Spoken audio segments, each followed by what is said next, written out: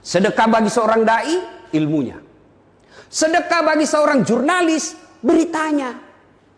Dengan catatan, berita itu harus betul-betul mengandung kemaslahatan. Bukan kebenaran saja, kemaslahatan.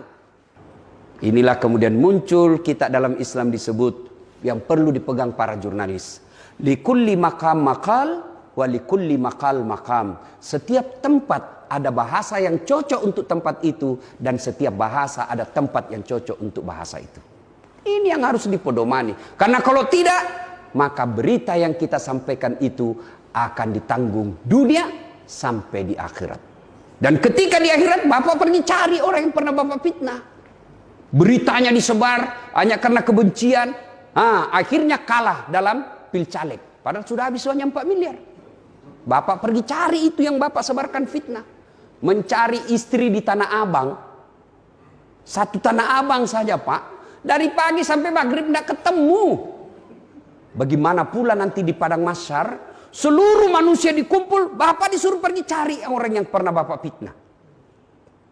Dan pada saat itu ketika Bapak mencari, bukan jalan sambil pakai jaket. Bapak jalan sambil membawa barang yang pernah Bapak ambil secara tidak hak. Misalnya mejanya Media Group, Bapak ambil bawa ke rumah, disuruh pikul itu. Lewat anak buah kita, wih pantas sila meja, ternyata Bapak yang ambil. Ini Bapak Ibu Saudara-saudara. Sedekahlah. Bapak sebagai profesi jurnalis, sedekahlah dengan berita yang berbangun kemaslahatan. Bapak punya rezeki, sedekahlah dengan rezeki kita. Rezekah. Di Sulawesi Selatan, Pak Don, ada namanya Andi Sose.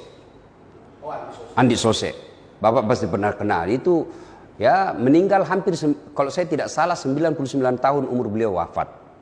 Ya, tokoh veteran. Itu beliau meresmikan sebelum wafat, beliau meresmikan masjid yang ke-165. Jadi kalau Bapak Ibu pergi ke Sulawesi Selatan, melihat ada masjid tertulis Masjid 45, itu beliau yang bangun. Dan beliau kalau bangun tidak mau dibantu. Saya bangun dari A sampai Z, kau tinggal nikmati berjamaah. 165 masjid beliau bangun. Dan sampai akhir hayat beliau tidak pernah bangkrut dan tidak pernah kita dengar sakit. Padahal usia lebih 90 tahun, sehat walafiat. Paling yang kita dengar baru lagi menikah. Itu aja sering didengar. Kenapa? Baru menikah, anak SMA lagi diperistrikan. Itu Pak. Saya serius ini. Jadi bapak-bapak kalau cita-cita mau nikah lagi Pak, jangan pelit. Dah ada suka orang pelit. Apa mau kawin lagi? Nah Bapak pelit sekali. Gak bersedekahlah. Ada yang sakit, sedekah. Ibu-ibu, ada yang suaminya mulai lain-lain. Dalam arti, ya curiga selingkuh. Ciri-cirinya laki-laki yang selingkuh itu, kalau selama ini jarang pakai parfum, tiba-tiba setiap mau keluar pakai parfum. Kalau perlu pengharum ruangan pun dia semprot. Sudah patut dicurigai. Dan paling mencurigakan kalau terima SMS dalam kamar mandi. Sudah 90. Sudah patut dicurigai itu. Makanya saya ditanya, Pak Mirdal, saya ditanya di Sulawesi, Ustadz, bagaimana supaya suami itu berhenti pembohong? Saya bilang gampang. Apa doanya Ustadz? Nggak usah kau berdoa Bu. Apa? Berhenti kau tanya. Selama ibu tidak tanya lagi dia tidak akan berbohong. Itu rumusnya. Semakin ibu sering menanyanya, maka semakin sering dia berbohong. Kenapa? Karena kalau kita jujur, ibu marah, ya lebih baik kita bohong. Ya kan? Berhenti dia. Selama dia berhenti ditanya, maka dia akan jujur. Tidak bohong lagi. Sama, bagaimana kita tidak bohong? Kita jujur. Dia marah. Apalagi kalau bohong, ya sudahlah. Yuk Bapak, saudara-saudara sekalian. Nah, kita lanjut. Ibu-ibu yang ada masalah dalam rumah tangga, jangan curhat di medsos. Kan biasa ini ibu-ibu kan gampang sekali curhat di medsos. Tak kusangka kau begitu. Update status lagi, di mana di kau? Mau maghrib, kesepian banget. Pret. Ngapain berdoa di medsos? Lebih doa kepada Allah. Curhat sama teman. Apa ibu yakin dia tidak akan cerita keburukan keluarga kita? Masa dia cerita Ustadz? Itu masih sepupu saya. Siapa Abu Sofyan? Sepupu satu kalinya Nabi yang menghalangi Nabi dakwah. Masa dia cerita saya Ustadz? Tidak mungkin lah. Itu masih saudara saya. Siapa yang dorong Nabi Yusuf masuk ke dalam sumur? Saudaranya sendiri. Masa dia cerita saya Ustadz? Itu paman saya, bapaknya dengan bapakku saudara. Siapa Abu Jahal? Abu Lahab. Abu Lahab itu saudaranya bapaknya Nabi. Maka ketika ada masalah, jangan curhat sama manusia. Apalagi di medsos. Update status. Temannya di WhatsApp 500 orang. Otomatis 500 yang tahu masalah rumah tangga kita. Lalu gimana solusinya Ustaz? Berdoa. Tolak bala dengan sedekah. Selesai berdoa. Berdoa tidak harus bahasa Arab. Daripada ibu berdoa pakai bahasa Arab tidak ngerti. Bingung malaikat. Dia bilang malaikat apa maksudnya ini ibu, lain di bibir lain di hati. Bingung, maka lebih curhat. Ya Allah, Engkau yang memelihara rasa cinta dalam hati suamiku. Engkau yang membolak-balikkan hati dalam hati suami saya. Rasa cinta Engkau yang memiliki ya Allah. Pelihara suami saya, lindungi dia dari wanita jahat ya Allah. Ya Allah, ini ada duit saya 2 juta. Saya bawa besok ke panti asuhan. Tolak bala 2 juta. Mudah-mudahan suamiku terhindar dari wanita jahat. Bismillah. Coba ibu amalkan. Daripada curhat di medsos. Yang jadi masalah kalau suaminya juga bangun sholat malam. Berdoalah juga ya Allah. Saya sudah capek di istri saya Allah. Marah-marah aja kerjanya ya Allah. Ada duit tidak ada duit. Ngamu aja sekerjanya ya Allah. Ya Allah. Ini ada duit saya 2 juta ya Allah. Tolak bala. Saya bawa ke panti asuhan. Mudah-mudahan 2 juta ini istriku ikhlas kawin lagi. Bingung malaikat. Yang mana mau dikabulkan ini? Yuk bapak saudara-saudara sekalian. Lalu ada yang berkata. Mana kita bisa bersedekah Ustaz? Kita dalam keadaan susah. Justru Al-Quran mengajarkan. Bersedekahlah dalam keadaan lapang maupun dalam keadaan sempit. Ada 3 sahabat yang dicintai Allah. Dan ada 3 golongan yang dibenci Allah. Lalu dilengkapi lagi dalam hadits qudsi itu ada 3 temannya setan. Temannya setan. Satu di antaranya ghaniyun mutakabbir, orang kaya yang pelit. Itu temannya setan. Kalau orang miskin pelit, ya wajar. Dia mau sedekah tidak ada. Tapi kalau orang kaya pelit, temannya setan. Maka jadi bapak-bapak kalau lihat orang kaya pelit, ya cukup dalam hati setan wujud manusia. Maka bersedekahlah. Dan tadi disampaikan oleh Pak Mirdan, mohon didoakan, Mbak Vivi, mohon didoakan agar ini perusahaan ini tetap eksis. Selain doa, harus ada tindakan nyata. Tindakan nyata itu berbagi. Semakin sempit, semakin dia berbagi, nilainya semakin tinggi. Ya, untuk meyakinkan, saya ulang lagi, silakan cari orang yang bangkrut gara-gara sedekah. Saya punya banyak pengalaman spiritual tentang keistimewaan sedekah. Maka sekali-kali Bapak catat, kalau Bapak bersedekah dan lihat efeknya. Bukan kita mau ria, tapi kita mau yakin. Misal, saya sedekah hari ini 1 juta. Coba lihat efeknya, coba lihat efeknya. Allah pasti ganti Pak. Tiba-tiba, dari mana ini rezeki? Saya punya pengalaman yang terakhir yang sangat spektakuler. Waktu tsunami Palu, saya lelang baju saya. Ya, karena orang saya biasa tanya, Ustadz, di mana beli baju? Kita cari ndak ada. Cantik-cantik bajunya. Saya bilang bukan baju saya yang cantik, saya yang gagah. Nah, di mana? Memang saya desain sendiri. Beli kain di Mekah, desain sendiri, pilih warnanya saya bikin sendiri, maka ndak jual. Masih lelang Pak.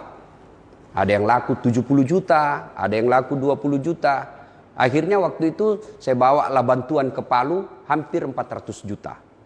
Saya bawa mobil 3. Ya, 2 mobil box, saya mobil pribadi saya bawa. Itu dari Makassar melewati 3 provinsi. Dia bilang sopir saya sopir Ustaz, enggak usah. Kalau kau sopir, kau yang dapat pahala sopir. Saya mau dapat pahala sopir. Karena kalau mau bantu orang Pak, maksimalkan. Sudah bawa, selesailah. Selama 6 hari saya di sana. Mobil saya pakaikan toa. Ya, untuk memberikan spirit. Sampai sekarang Pak, kalau saya pergi naik sepeda juga ada toa saya di belakang.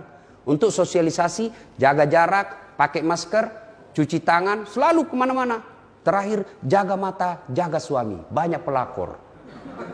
Dan banyak sekarang ibu-ibu, apalagi janda-janda muda yang pergi sepeda-sepeda ternyata cari orang-orang kaya yang bisa menghidupi mereka. Nah, sudah selesailah itu kegiatan. Tiba-tiba saya ditelepon seorang menteri. Ustaz, temani saya pergi umroh. Saya bercanda, siapa lagi ini? Disebutlah namanya. Wih, rezeki betul buat saya. Pergi bukan bisnis kelas, first class saya dikasih. Selama saya di sana, saya dikawal sama polisi yang baret merah. Kalau kira ke Indonesia Kopassus. Mau masuk Hijri Ismail, yang orang berebut masuk di situ belum tentu bisa. Dikosongkan Hijri Ismail baru saya masuk. Cium Hajar Aswad yang orang berebut belum tentu bisa cium. Saya dikosongkan pelataran Hajar Aswad, saya bisa cium, bisa selfie-selfie. Saya ingat, apa ya kebaikan yang pernah saya lakukan? Kok Allah kasih saya begini? Oh, saya ingat, inilah balasan dari tsunami. Dan Bapak tahu, tsunami Aceh 16 hari saya di sana. Doa saya sederhana. Dan itu saya anggap disitulah awal mula hidup saya berubah secara signifikan. 16 hari saya di Aceh. Hari keempat saya sudah di Aceh. Saya berdoa hanya satu. Ya Allah, berikan saya keberuntungan hidup. Apa ini keberuntungan hidup? Di mana ada tabrakan, beruntung kita tidak ada di situ. Ada pembagian pulsa, beruntung kita ada di situ. Itu namanya keberuntungan hidup. Saya tidak rewel, saya coba ya Allah berikan saya keberuntungan hidup. Saya berikan saya keberuntungan hidup. Saya lihat itu orang yang terpotong badannya karena terhantam atap seng. Saya lihat itu jasad manusia yang diperebutkan anjing. 16 hari saya di sana, Pak. Nah, setelah pulang dari situ, saya catat betul-betul hidup saya yang sangat signifikan perubahannya. Saya diangkat jadi dosen. Waktu itu orang semua tidak yakin. Saya bilang, mana saya tidak ada yang ngurus saya. Unhas yang minta. Saya jadi dosen. Saya bisa pergi haji. Haji gratis. Saya diperiksa waktu itu di Polda sebagai kasus pembakaran bendera. Waktu itu Kapoldanya Saleh Saaf.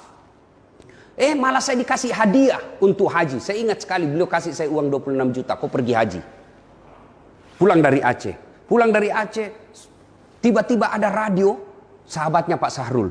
Radio namanya Celebes FM. Minta saya dikontrak untuk ceramah setiap menjelang maghrib. Satu-satunya radio berita yang ada di Makassar. Mulai dari dikenal saya di publik Makassar. Dan itu semua berawal dari membantu sesama manusia. Maka ketika ada musibah, bantu orang. Bantunya tidak harus materi. Bantu dengan otak. Bantu dengan tenaga, bantu dengan materi kalau mampu, bantu dengan kamera kalau kita mampu, bantu dengan medsos kalau kita mampu. Semua tidak punya otak, tidak punya tenaga, tidak punya medsos. Bagaimana cara bantunya? Kau diam saja. Jangan malah cerita, sebarkan hoax. Itulah bantuan kita. Dan orang yang baik, bukan yang hitam jidatnya gara-gara sholat. Bukan Senin Kamis dia puasa. Bukan tahajud tiap malam. Bukan 30 kali khatam dalam sebulan. Tapi kata Nabi, khairun nas anfa'uhum linnas. Sebaik-baik manusia di antara kalian adalah yang paling banyak manfaatnya buat orang lain. Allah memilih Bapak Ibu sekalian untuk bekerja di kantor ini. Tentu ada pertimbangan yang Allah berikan.